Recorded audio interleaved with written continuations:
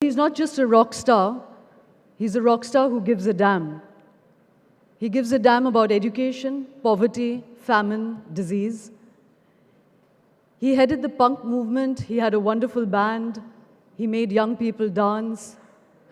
And then in 1984, he saw the absolutely ravaging images of famine in Ethiopia. And he organized a concert that the world had never seen. 16 hours of rock music across 2 continents. And he raised 150 million pounds, and he was knighted at 34. Since then, his concerns have not shifted. We spoke earlier about people whose politics don't change for 30 years, and that becomes suspicious. But here's a rock star whose politics hasn't changed since 1984, and he continues to be concerned. He continues to be Sir Bob Geldof. Please invite him, speaking with Tarun Tejpal.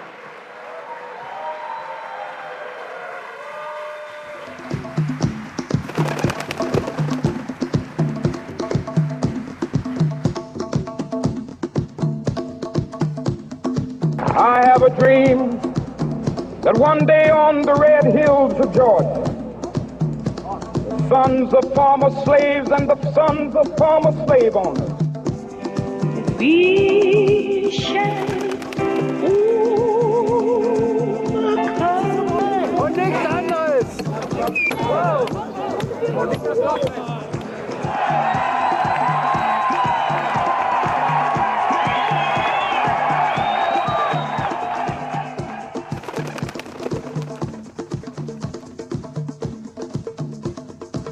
मैंने कोई फौज नहीं बनाई, मैंने कोई बंदूक इस्तेमाल नहीं की, मेरा हथियार था सिर्फ कलम।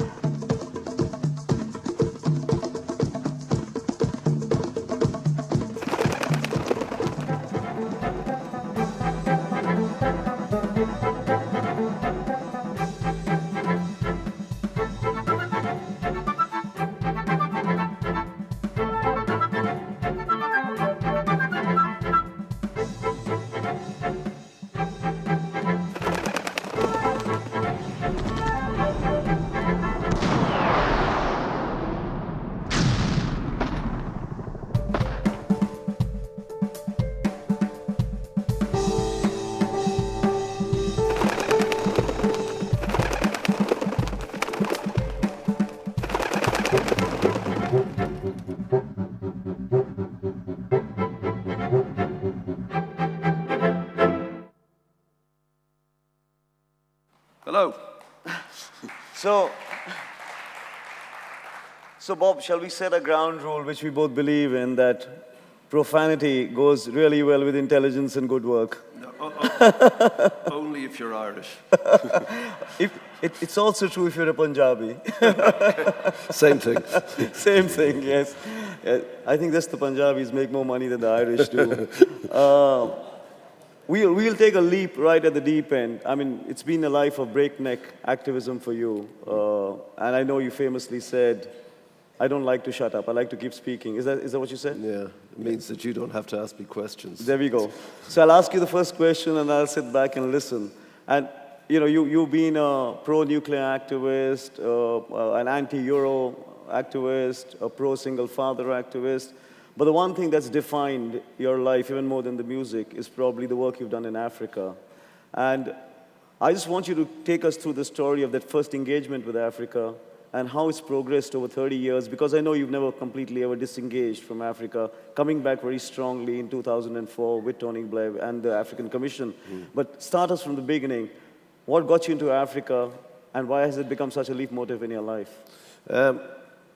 Well, if I could just go back to the first part, I don't want to gloss over the pro-nuclear thing. It's nuclear with reservations, the same reservations everybody has. If it can be safe, if we can find some mechanism for decommissioning the waste fuel, then it seems to me that not only is it a benefit to science, but a net benefit to people who are dependent on other countries for their fuel. And there has to be some way we can avoid conflict by being energy sufficient ourselves. India will have a problem having its own energy needs, as we heard earlier. And one of the reasons you developed nuclear energy was specifically to deal with this. In that instance, I'm pro-nuclear. But in every other way, I share the reservations of everybody else. In terms of the anti-Euro, I'm only anti-Euro in as much as that I don't see how it makes sense for one free market of two completely economies in disequilibrium. A currency will fall over. And so when this was being suggested in the UK, I do business as well, and I can't see how that works. I just don't understand it. And why would you willingly vote for disequilibrium in your country? I'm Irish, so I vote in Ireland as well. So I voted for the euro in Ireland for political reasons, because Ireland, a tiny island, can move away from the shadow of its huge, giant cultural and economic neighbour, the UK, and move around it for the first time and be an equal voice in Brussels. So in Ireland, I voted for it politically. In England, I voted against it on economic grounds, because England has a completely separate economic history to the continent of Europe. And so for that, and if things change, as Galbraith said, when facts change, I tend to change my opinion. And Keynes. the same would be true. Keynes said That was John Keynes. Yeah. And in terms of a father, which I know you're going to come to, I have four. We'll talk about that later. One is, of course, you keep saying you're Irish, but all of England seems to keep claiming you periodically. Weren't you named one of the 100 greatest living Englishmen some time ago? 100? Weren't you part of 100? Not 5? Come on!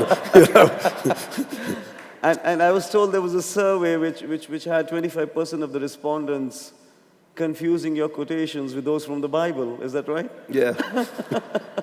It's easy. You can just hear. That's Christ talked a lot about the euro and nuclear power. You know, it's easy to confuse it, you know. Let's go to Africa. I mean, that's kind of a big piece of your life.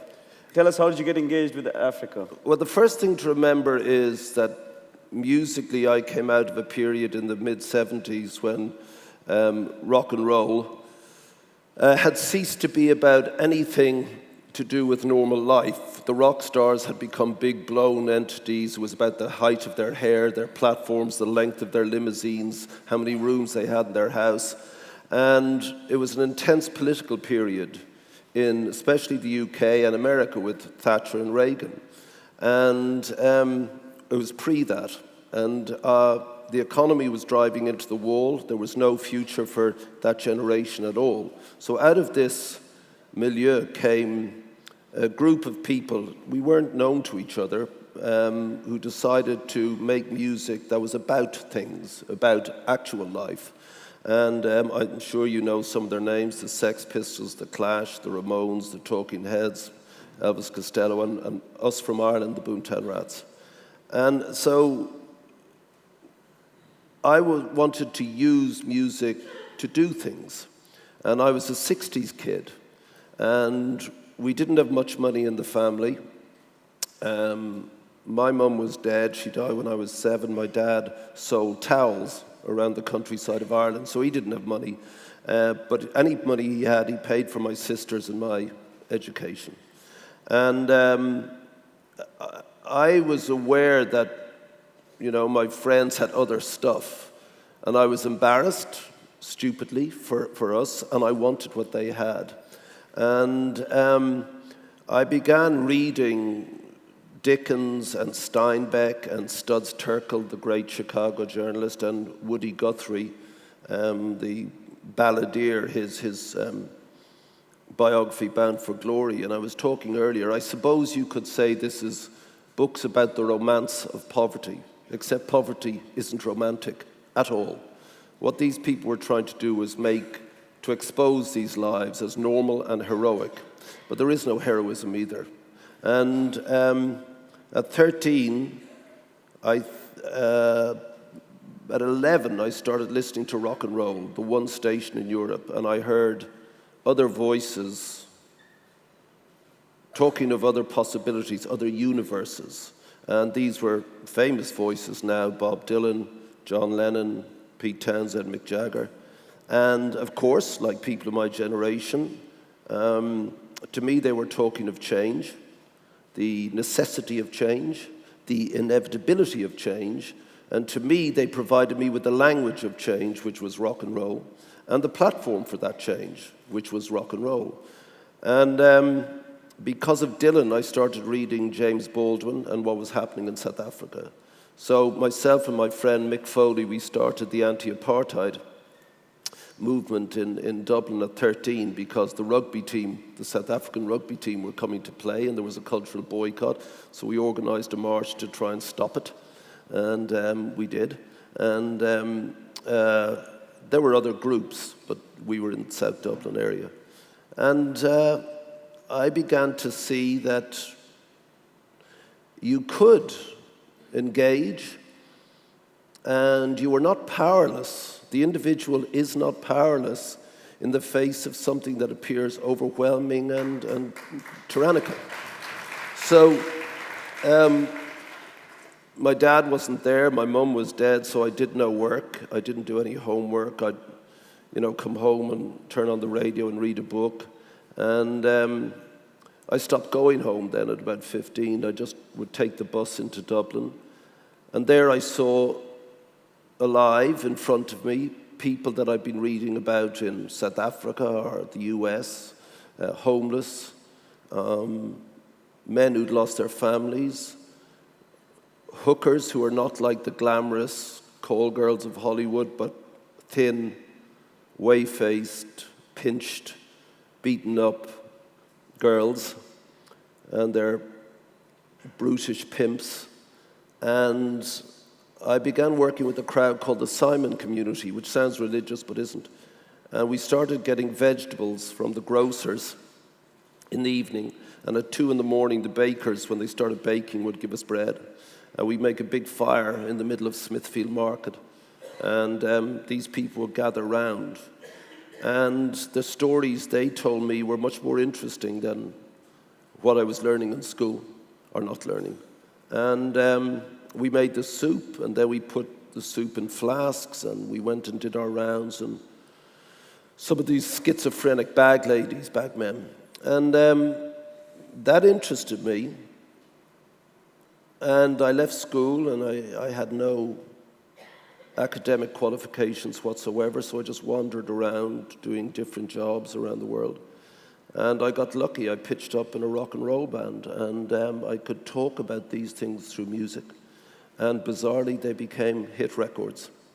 So, actually not bizarrely, it's pure genius. Yeah. But, and then 10 years later, we did the world, we did the stadiums, we did the drugs and the girls, and it was great. I mean, there is no better job for a young man. So every young man in this room, or young girl, do it. And then we began to dip, which is the natural progression, unless you just remain one of the 5 bands at the top. And one night I came home aware that our new record, The Usual Excellence, of course, wasn't doing well.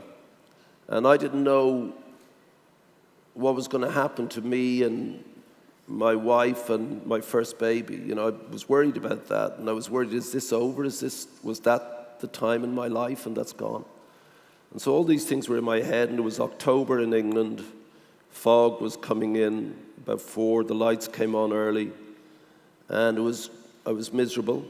And I sat down and turned on the telly. It was 6 o'clock. Those of you who know the UK knows the BBC. Everyone watches the BBC at 6. There were only 2 channels at the time, so everyone was watching. And they gave 10 minutes, which is a long time in a half-hour news show, to what we now call the Great African Famines. And it was an extraordinary piece of journalism. I mean, they've won every award now, but Michael Burke was the journalist, and Mohammed Amin, the Kenyan photographer, was the photographer. And Burke stumbled, bizarrely, he was doing another story, and he stumbled upon this field of people in a place called Korum in North Ethiopia.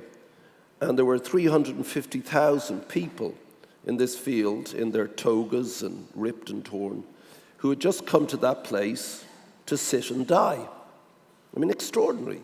And why they came there, there's no reason. Some just were escaping the droughts, and they just landed there. Now, it was the middle of the longest-running war of the 20th century, which was the Ethiopian Civil War. And Burke hardly spoke. He was so enraged. And when he did speak, it was les mots justes. He spat out words of deep anger and shame. And Moa means photography. At first it was huge, this vast space. Burke called it biblical. And then, of course, the pitiless cyclops eye of the subjective camera focused on these individual men, women, and children. And especially the children. I mean, there is an image. I've been millions of times and I've seen things, and I know some of you have seen them also, things no human should ever have to see. But one image remained of a little girl, though you wouldn't know if she was human. She was like something from Mars, you know, huge head, no body. And she was dying, this dad, and suddenly they weren't exotic objects from Africa, from the feudal period with togas. Suddenly this was a father.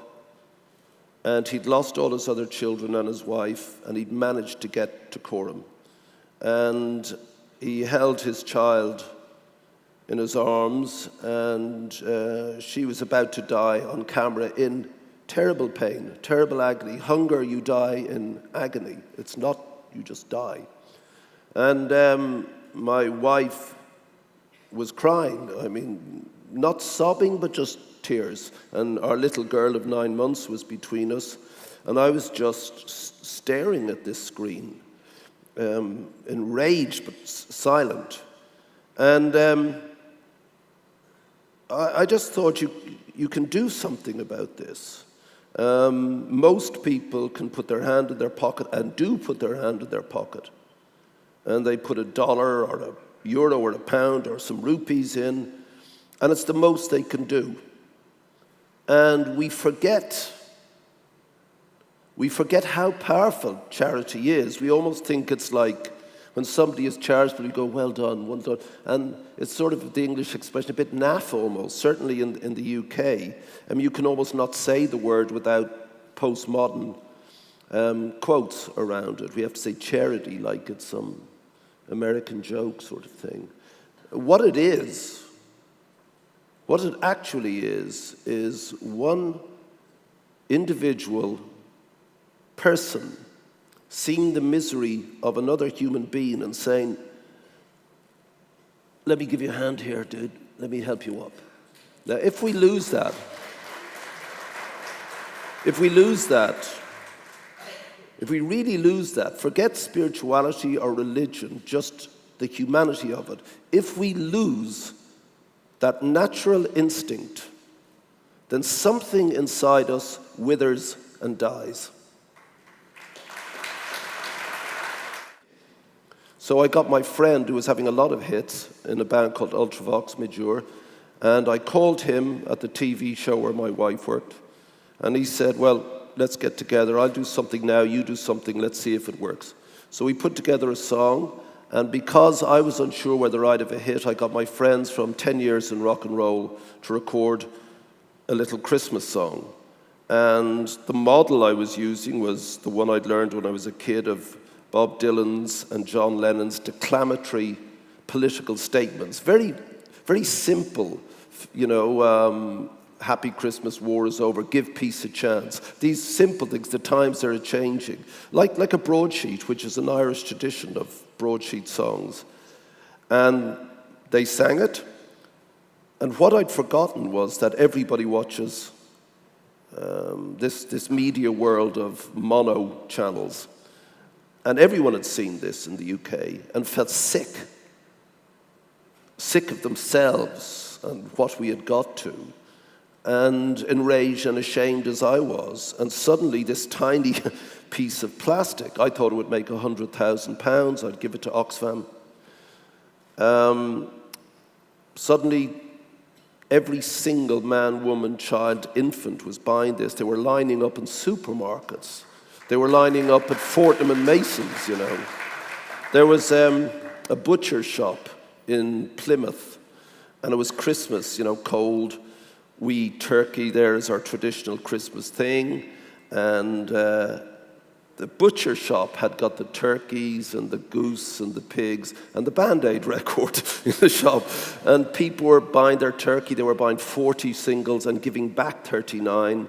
I was giving you the single. You were giving me the single. And I was freaked out, you know.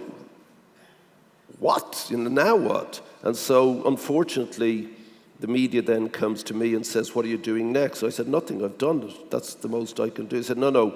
You're the story now. That was £8 million was raised from that one single. That was it. Then the Americans called and said, Harry Belafonte, who's this old Marxist, he called me and he said, hey, Geldof. He goes, what's a Brit kid like you? And I said, Harry, I'm Irish. Same fucking thing, you know. Yeah. He said, why aren't we doing it? And I said, you can do it, Harry, you know. I mean, one, I was very flattered. He's this folk legend. And I said, you know, get Michael Jackson that. So an hour later, hey, Bob, it's Michael. I said, and so we went to America and we did We Are the World, which was written by Michael, and, you know.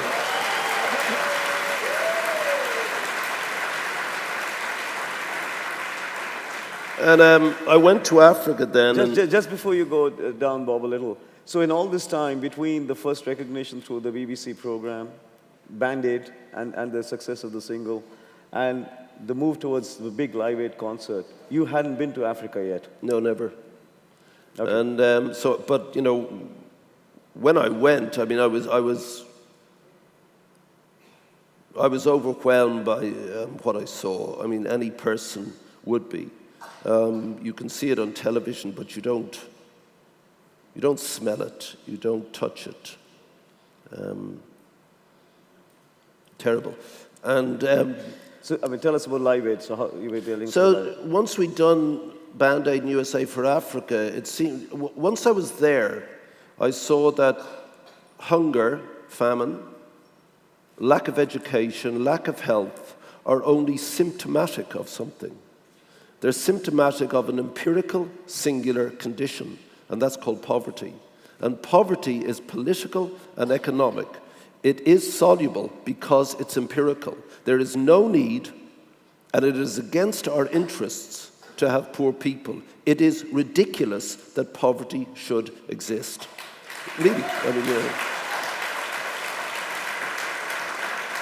mean, and to make the point, the world was so unbalanced up until 2007, where you had 50% minimum of the world living on less than $2 a day. Ladies and gentlemen, you cannot live on less than $2 a day. You simply can't do it. And we kept half of the world in this penury for our own purposes. But those purposes are preposterous in an economic sense. It makes no sense. If the poor can produce, as we've seen in China, then they lift themselves out of poverty. One of the great miracles of the 20th century, which was celebrated finally at the end of the 20th century, was Indian democracy.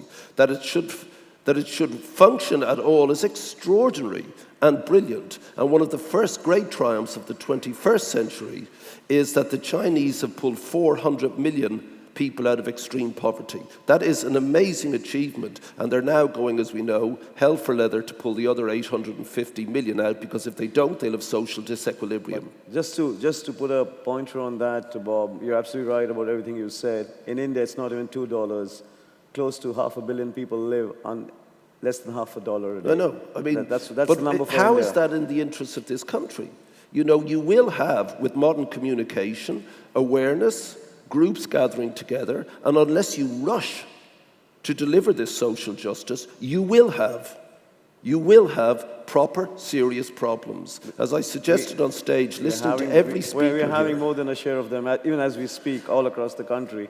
We have 1 million mutinies going on across the country, and the reasons are, as you spell them out, it is a failure of political and economic vision. I mean, there is nothing else to it. There is no reason for it to be. But to get back to Africa and Live Aid, so what happened then with your own engagement with Africa? Once I saw it was political and economic, I understood that the lobby that was raised by these records could be generated around the planet. And once you had that lobby, you could then, on an equal footing, it was legitimate that I could go and talk to politicians. In my back pocket, I would have 1 billion people. So Live Aid was two things. People think it was a cultural event. On one level, yes, but it was never that for me. For me, it was always the raising of a political lobby for change. It was a political event. So I thought we can bring the USA for Africa and the Band-Aid bands together in a single concert over 2 continents, one concert. And then we could display that to the world, hopefully. And I didn't think there was a problem with that, but the technicians did. I assumed there was enough stuff up there, to show everyone this. And again, the BBC were fantastic. I mean, the image of the BBC is people with shorts and sandals with socks is exactly right. They go around saying, now, if we do this and that, But they're great technicians. And we did Live Aid, and I think 1.8 billion people saw it at that time. And we raised then 150 million pounds. It's much more than that now. But with that, we were able to begin. And is it true that you went on air shouting and belaboring audiences to get the fuck out and put their money down Yes. for it? Yes? Yes. Tell us about that quickly. You said, don't go to the pub. Go and put the money down for Africa. In Britain, it was a beautiful day. I mean, just hot and sunny. And I was going to Wembley Stadium, and I was very nervous. I thought I had no contracts with any of these bands because when George Harrison did Bangladesh concerts, very little of the money went to Bangladesh. It got eaten up by lawyers and, record companies and that. And George said to me, watch out for the fucking lawyers, Bob, So I said, got it, George, the Beatles, thank you, And so I didn't have lawyers. I just called the bands and I just said, no movies, no videos, no records, nothing. 15 minutes, do your hits, leave. And they did that. I mean, the bands were great. But people were so enraptured, the romance of the idea that they were talking, finally, bizarrely, human beings in a dialogue, not in a monologue, with each other everywhere. I mean, Tierra del Fuego, Vladivostok. And it's weird, when I walked out on stage for my bit, suddenly I wasn't the organizer, I was the pop singer with my friends. And thinking that somebody in Shanghai or Santiago is there watching that's very strange, And, but I was aware suddenly of the romance of this. And for me, it was all the organizational continuum. And I was afraid that people in this beautiful day, they had their TVs out in the garden, and they were there with their beer and watching the greatest artists in my field ever assembled. They loved this, and nothing was happening. So I freaked out, and I ran up to the top of Wembley Stadium, up to the gantries, and I burst into the television room, and this DJ was saying, hey, why don't you write to us? Write? It's 1985. People don't write anymore. They do. Well, there was no mobiles. Maybe there was, but they were this size at that point, And and I said, fuck writing, please don't go to the pub today, please, just send us the money. And there was this crash of money came from everywhere. I mean, Nepal, I don't know how much Nepal gave, but they're one of the poorest countries in the world, but pro rata in the world, they were 3rd or 4th. Fantastic. So it was...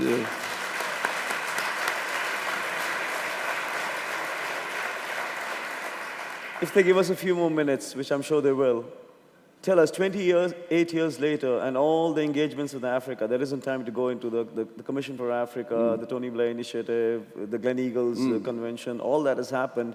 28 years later, do you think that fundamentally all transformation in this world will not be overnight, but will be, in a sense, a process, and people like you or others like you have to aid that process, catalyze that process? You know, there is this sense of the radical, and which you know, the rhetoric of even rock and roll is about that, about the instant transformation and the instant change. But actually change often, I mean, one of the greatest things I feel about my own country, India, is the reason we are spectacular in conception is because the founding fathers backed not overnight transformation and revolution, but actually processes. They put into place hundreds of important documents and institutions that ensured we would continue to be on the track towards what they dreamt of. Yeah. A great egalitarian country, a great democracy.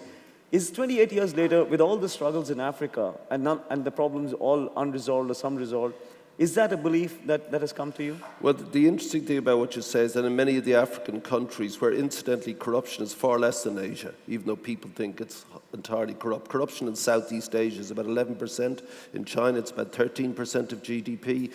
Pan-African, it's about 6 to 7%. 6 to 7% too much, but bearable.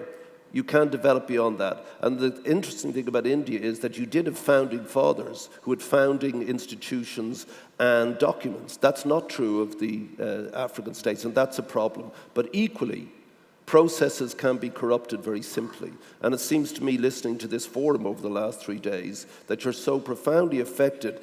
Everyone keeps saying it's from the top right down to the bottom. Everyone's corrupt. That's not fair.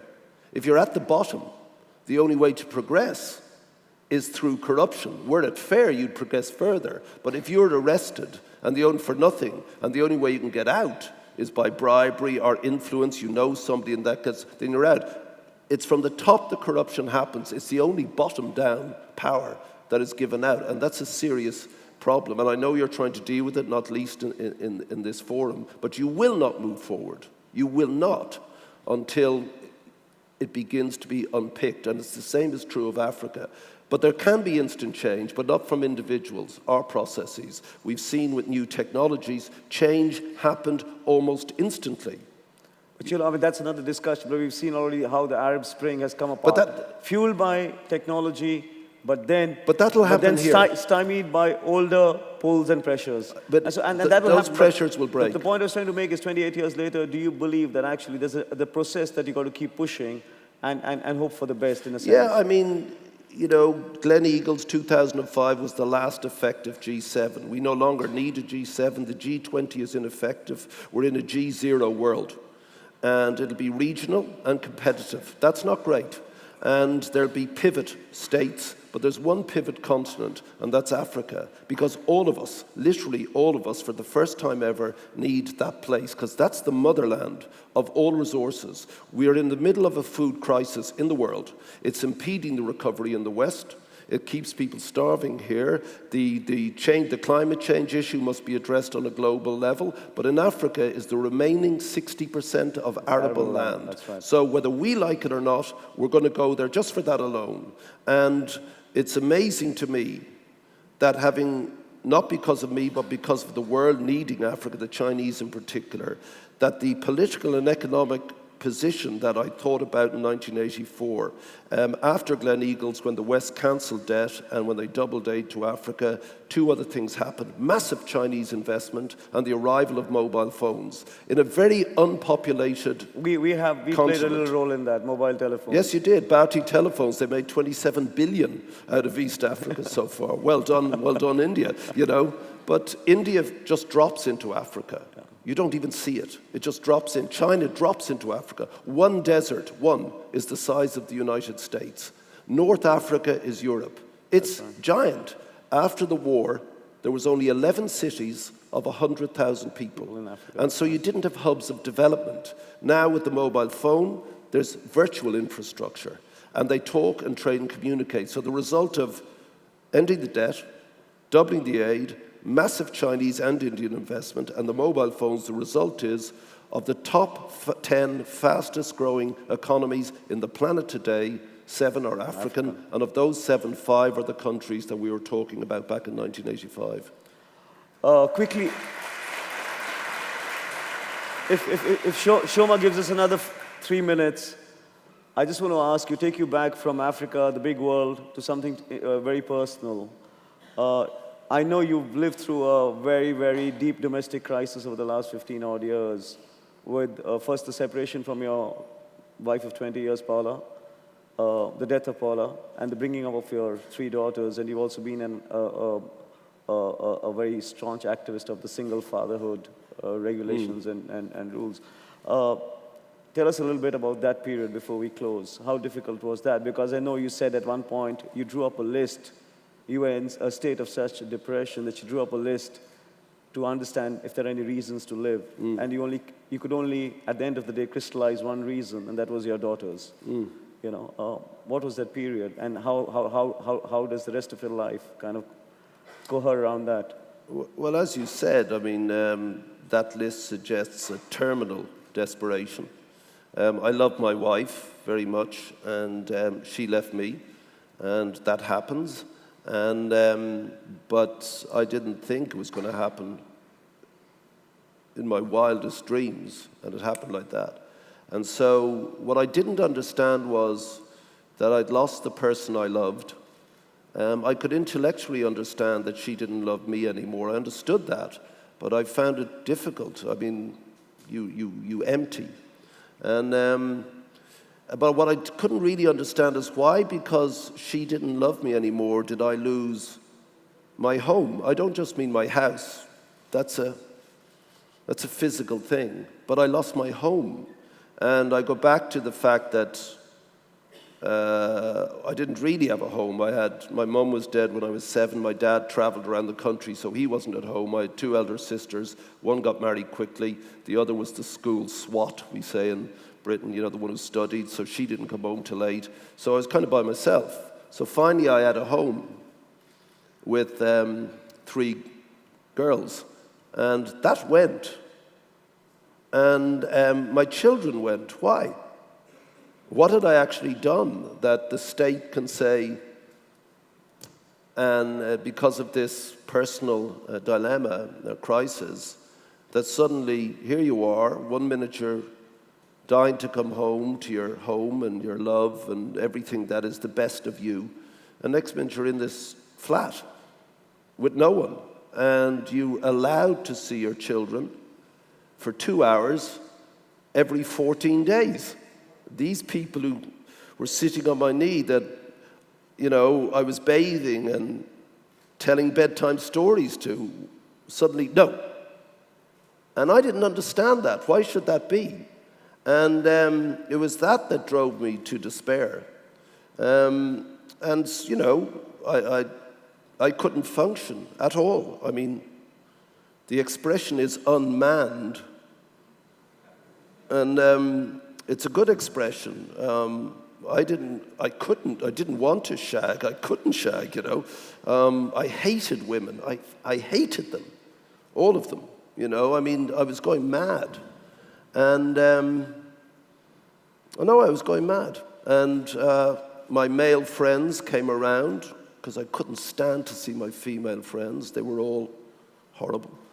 And you know, the girls, when they come around, when they have the same problem, they talk these things through. Guys, when they come around, they just sit there going,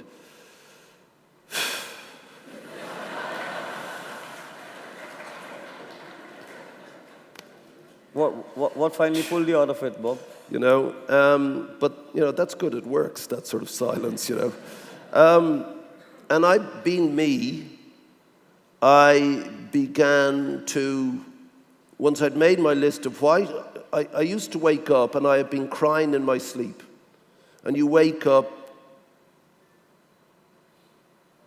in physical pain. I mean, I thought a broken heart was an expression. But actually, you know, the pain of it, like, you know, the physical pain and that. So I would wake up with my tears, with my cheeks wet from just crying while I was asleep. And I thought, this has to end. I can't do this for another year. And it was worse because outside in the house there were 40 or 50 paparazzi, and There was a big circus, it was a soap opera. And I couldn't leave the house, and I had to keep the curtains drawn, yada, yada, yada. And so I made the list. Why should I stay alive? You know, the pain will stop, the emptiness will stop, you don't need a home, you don't need this, you don't need that. And then the other side is, why should you stay alive? The girls. So I called my friend because I knew I was on the edge of something, and he just said, stay where you are. And he came around and he really spoke to me. And from that point, I really began to question why fathers get disenfranchised when a domestic situation happens in our part of the world. I don't know about here.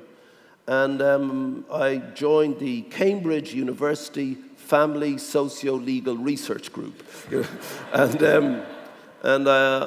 You know, these were all experts in this, and I was in the courts trying to see my kids.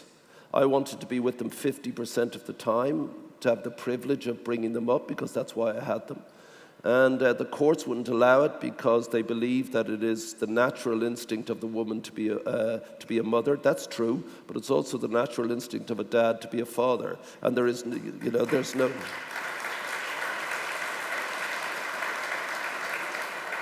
And, you know, I went into the empirical studies of people who were brought up by their dads, like me. And there is no evidence at the age of 21 that an individual has been brought up by their mother or father. There is no difference. They can't deduce one. And so the courts, being white, middle-age, middle class, coming from a certain sector, can't see beyond what they've inherited. And I don't blame the law, because the law is always going to lose. Society moves ahead in a broad sweep, suggesting its own agenda, its own moral parameters. And the law runs around behind like a sort of legal pooper scooper, scooping up the shit that, you know, society leaves behind it, and trying to draw legalities around our moral parameters. It's always going to lose, and in that loss, in that competition is where lawyers make their money. And so I was in court, and all I wanted was her to have them for half of the time, and me to have them for half of the time, and I would pay for a nanny, a consistent nanny all the time, etc., etc. I moved so I was near the school and in front of the park where I still live. And unfortunately, as you probably know, what was happening over on her side became catastrophic. She went into a long decline with her new lover, and eventually he committed suicide and she died of a drug overdose. And so it is like a soap opera. You know, I hate to say it's Shakespearean because it sounds too grand for a personal situation, but I can't think of anything more. And so they had a little girl, and so yes, I did eventually get the children 50% of the time, but I was more and more worried about what was happening in their house. And eventually it was so chaotic that the children came to me. And then when their mum died, I had 4 little girls. And now they're all grown up, and that's it.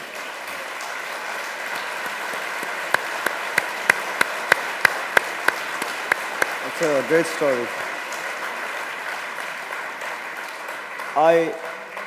I told every friend of mine who was coming here and heard that Bob Geldof would be playing, I told every friend of mine, I said, forget about hearing him play.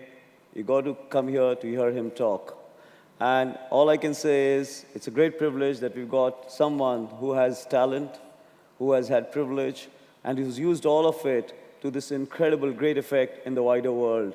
A standing ovation, please, for Bob Geldof. Come on. Yeah. Please. Thank you. Well done, Bob.